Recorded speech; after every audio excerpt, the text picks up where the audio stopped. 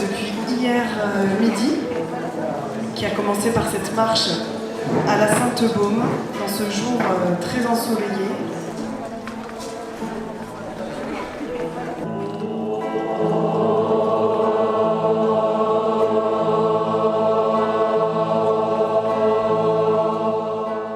Ça fait un an qu'on prépare avec Yael. La chanson s'appelle Prayer of a Mother, où c'est des femmes qui marchent dans le désert, juives, arabes, musulmanes, chrétiennes. Et ça m'a touchée, et comme je disais tout à l'heure, je me suis dit, je vais faire ça ici.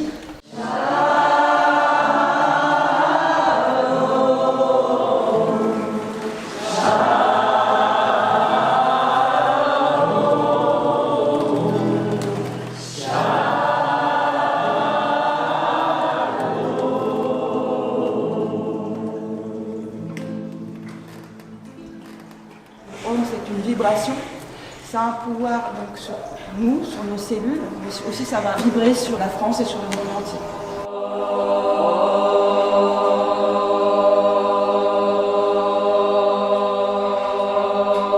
L'intention profonde et primordiale du Butao est de restaurer un mouvement ondulatoire dans la colonne vertébrale.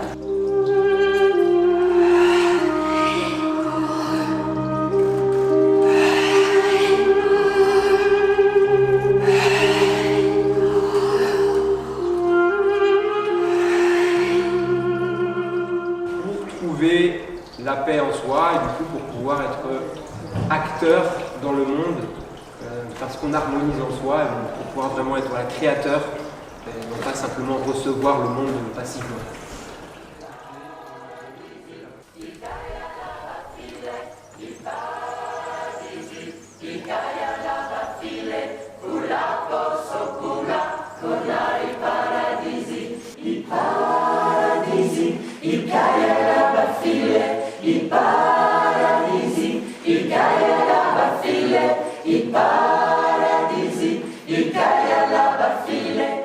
Et donc l'intention là autour de cette table ronde, c'est de chacune va peut-être raconter son histoire, où elle en est en tant que femme, dans son engagement pour la paix. Et puis elle va chacune à proposer quelque chose sur le week-end. Elle va pouvoir témoigner, et puis voilà, peut-être répondre à vos questions, et d'autres choses vont peut-être émerger. C'est bon pour vous? Merci. Yael m'a invitée à deux niveaux, en tout cas deux espaces, deux parties de moi qui me sont extrêmement chères. L'une qui est même mon essence vitale, qui est un art corporel, une voix, un Tao, que je veux pratiquer, qui s'appelle le Tao. Ce matin, il y avait une représentation et aussi un atelier pratique, et qui signifie dans sa forme poétique éveiller l'âme du corps.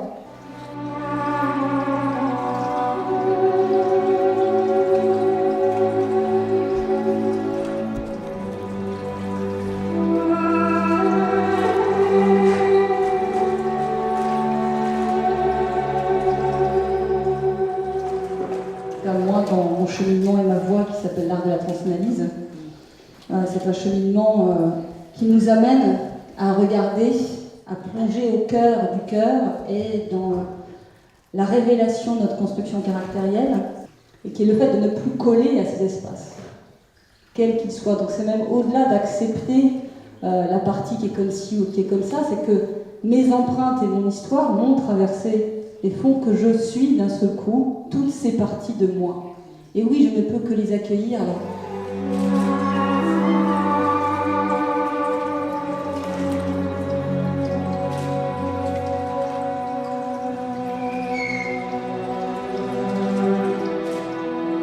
C'était au début des années 70 et je préparais mon premier album en tant que Nicole, autrice, compositrice. Voilà. J'ai enregistré Je suis et c'est devenu ce que c'est devenu, c'est-à-dire que 45 ans après, c'est une chanson que je chante comme un mantra. Je suis l'ouragan sur la dune, je suis une symphonie, je suis un noyau de prune, je suis l'oubli. J'ai chanté ça, il y a eu du succès, il y a eu des années de succès, bon voilà. Et puis il y a eu surtout après les années d'insuccès qui m'ont permis de trouver mon je suis. Et c'est pour ça que je suis là, parce qu'aujourd'hui, vu mon grand âge, j'ai envie vraiment, ça fait quelques années, j'ai envie de transmettre quoi, j'en sais rien, ce que je suis, justement, la joie, le chant, la vibration du chant, et tout ce qu'on peut apporter à l'humanité par le chant. En courant après le bonheur, après le soleil, après le vent d'ailleurs. Lorsqu'on chante, lorsqu'on fait ce qu'on a fait tout à l'heure, qu'on fait quelque chose en conscience, à l'autre bout de la terre, c'est l'aile de papillon. Sous la mer, tu ne vois plus l'eau claire du courant. Je regardais ce cercle qui est rond comme la terre. Et mon travail à moi, c'est de travailler l'argile. Et l'argile, c'est de la terre. Je suis donc Caroline, céramiste depuis bientôt 30 ans, installée à Bergerac. Et je vis au paradis sur terre. Et en 98, j'ai fait un rêve. J'étais entre l'éveil et le sommeil, vous voyez cet état? Et soudain, une énorme tortue a surgi. Alors on a causé. Puis elle a repris son chemin, moi le mien, celui de l'atelier. Je commence à faire des tortues, j'en fais une cinquantaine, et au bout de 50, je me dis, Caroline, pourquoi fais-tu ces tortues? Et j'ai lu que, tant en Orient qu'en Occident, elles représentent la sérénité, la sagesse et la longévité. Et ça m'a donné l'idée de faire des tortues, les envoyer sur la planète, comme une grande marche pour la paix pour notre humanité. Jusqu'à aujourd'hui, il y en a presque 10 000. Alors je les compte, c'est un toc. Et elles sont sur tous les continents. C'est amusant, il y en a qui sont à des altitudes incroyables, 4 000, 5 000 mètres d'altitude, confiées à des enfants tibétains. D'autres sont au fond des océans, parce qu'elles ont été posées. D'autres sont dans des déserts. Je suis dans la matière argile, et quand je la travaille, je me reconnecte à mon âme. De là son côté thérapeutique. Et je vais m'arrêter sur ces mots, c'est qu'à l'intérieur de chacune de ces tortues, j'écris le mot paix. C'est joli? Voilà. Juste le temps de regarder vers moi. À l'âge de 13 ans, en fait, j'ai été diagnostiquée avec un cancer des os, qui est un cancer assez violent de l'adolescence. Et donc je me retrouvais devant ce défi de la mort, qui parfois fait peur, avec une paix à l'intérieur qui vient de Dieu. On a beaucoup parlé de la paix, c'est vrai, et je crois qu'elle commence à l'intérieur. Ma relation avec Dieu à ce moment-là permettait que mon cœur soit en paix. Et dans la nuit, il s'est passé un miracle. Et le lendemain, plus de fièvre, plus de cancer, voilà. Donc les médecins ont écrit sur mon dossier, il y a des miracles que l'on ne peut expliquer. Je suis sortie le même jour, mais en tout cas ça a marqué quelque chose dans ma vie. J'ai choisi de consacrer ma vie en fait à Dieu et à une cause. Je travaille avec des prostituées et des enfants malheureusement trafiqués aussi, d'où le côté sexologue qui s'est rajouté. Parce qu'en fait, quand on a commencé à travailler avec ces femmes qui sortaient de la rue et du trafic, en fait, je me suis rendu compte que le côté physique, sexuel, émotionnel, spirituel, tout était lié en fait. On est tous des êtres sexués et la guérison de ces femmes passait aussi par une guérison à l'intérieur de leur âme, de leur esprit, mais aussi de leur corps en fait. Donc mon combat auprès des femmes, il est dans ces deux axes, réconcilier le côté spirituel, émotionnel, avec le côté physique. Femmes de tous les pays qui luttent ou qui jouent, femmes grâce au combat desquels je viens chanter pour vous. À plusieurs reprises dans votre témoignage, vous avez parlé de combat. Je suis plutôt dans une approche d'engagement plutôt que de combat. Donc, je voudrais savoir si derrière le mot combat, il y a la guerrière qui se manifeste. En tant que femme, on a besoin d'être plus dans le mode guerrière que les hommes, je pense. C'est vrai que quand on fait face à des injustices, à des blessures, on a mal à l'intérieur, d'où cette dualité qu'on décrit tous très bien. Ça fait mal à l'intérieur. Et en fait, pour pouvoir essayer de réconcilier toutes ces parties de qui l'on est, le fait de pardonner à l'autre, c'est libérateur. Merci. Pour rajouter quelque chose ? Je dirais qu'il y a l'étape, pour moi, c'est vraiment, ça passe par mon filtre, mais que lorsqu'à un moment donné, il y a des blessures qui sont extrêmement profondes et que la colère, le rugissement à l'intérieur gronde, il me paraît essentiel de pouvoir l'exprimer, et d'en exprimer dans un espace consacré. C'est de l'énergie, la colère. C'est de la force, ça n'est que de la vitalité.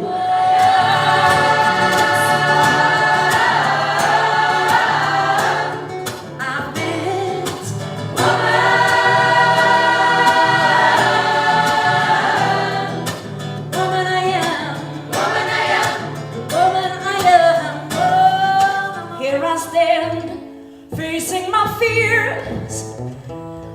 fears to share, my fears to be lovely, and that the one I love would never love me anymore. Time has come to stand up, time has come to rise up, time has come to care and share. Sing it again, sing it again, sing it again. Time has come to stand up, time has come to rise up, time has come to care and share.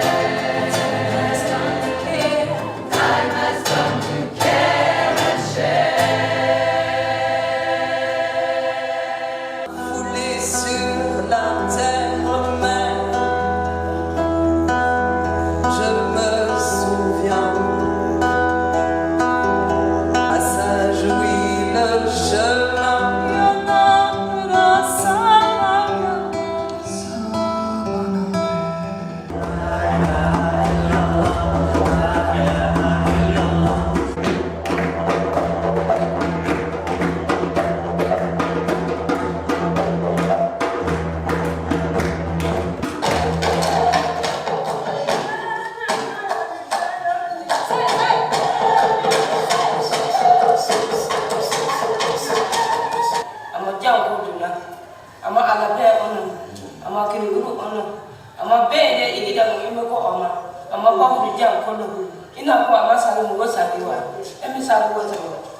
Elle vous parle en direct, c'est-à-dire qu'en fait, elle vous parle dans les yeux, dans le cœur, et quand elle dit frères et sœurs, c'est à vous qu'elle parle.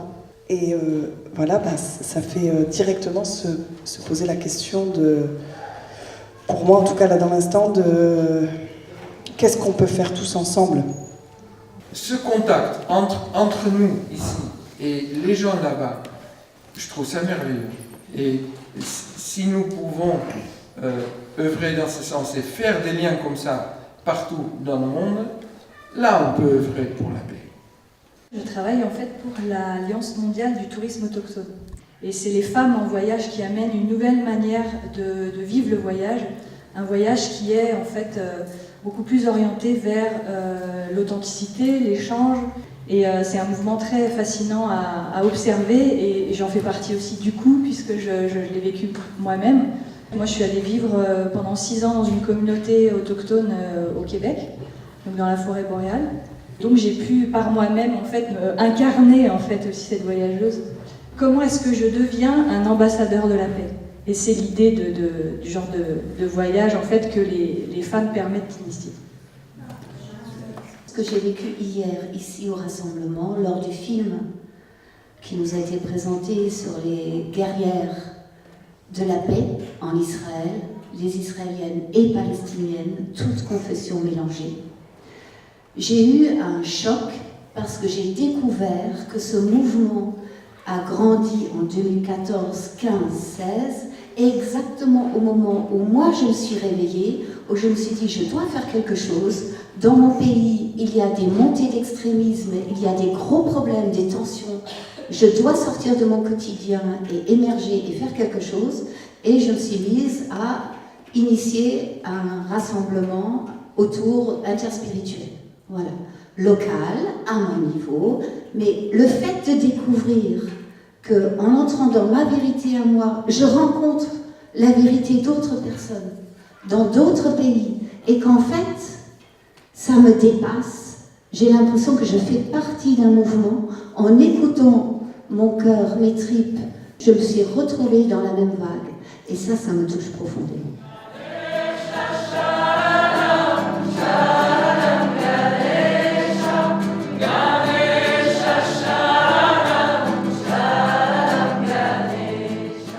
Marcher la paix pour vibrer la paix à l'intérieur, créer du lien et tisser. Dans les cercles de femmes que j'ouvre, je mets le lien avec toutes ces femmes dans le monde. Et à un moment donné, cette grille, elle bouge. Elle est secouée. Et donc, il y a des répercussions. Et les hommes viennent aussi, sont là en soutien. Et plus il y a des mouvements de paix à l'extérieur, plus il y a des mouvements de paix à l'intérieur, c'est un vase communicant. Je vais marcher ma paix à travers des actions, ça a un impact. Je marche ma paix à l'intérieur de moi, ça a un impact. Dans la physique quantique, il y a une espèce de grille quantique qui est là. Et alors, plus il y a un monde, plus il y a un groupe, plus il y a un mouvement qui va dans cette direction, alors plus l'énergie est forte. C'est parce que sur un plan, on se relie de plus en plus et ça s'incarne et ça s'incarne.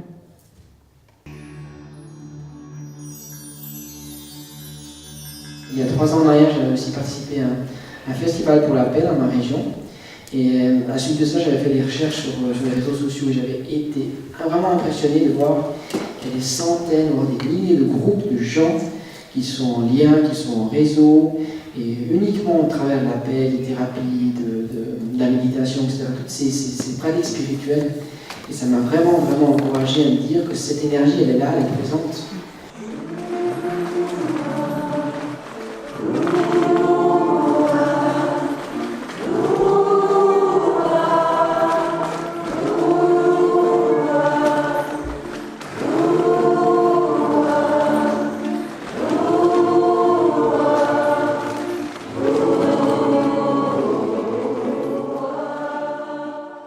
Les problèmes que je vois dans le pays de Gaume, par exemple, de guerre, on peut essayer de les résoudre d'une façon masculine, en envoyant l'armée. Mais ça, c'est resté au même niveau. Ça résout pas vraiment. Et je me suis rendu compte que l'autre niveau, c'est ce que je ressens, la présence. Et la présence, c'est la présence du cœur. Et ça, c'est quelque chose que les femmes connaissent très bien. Et c'est là que les femmes dans le monde peuvent apporter quelque chose d'énorme pour faire la paix, pour être des artisans de la paix. Là où les hommes n'y arrivent pas toujours. Mais aujourd'hui, nous, les hommes, nous avons la chance, comme vous, les femmes, d'incarner autant le féminin que le masculin, n'est-ce pas ? Dans la Bible, il y a un moment où les artisans de paix sont appelés enfants de Dieu. Et je pense que c'est justement ce chemin des enfants de Dieu d'essayer, tant qu'on le peut, de vivre en paix les uns avec les autres. La paix est donc un don, elle est un chemin, mais elle est aussi une vision dans le sens qu'on marche vers un horizon de paix.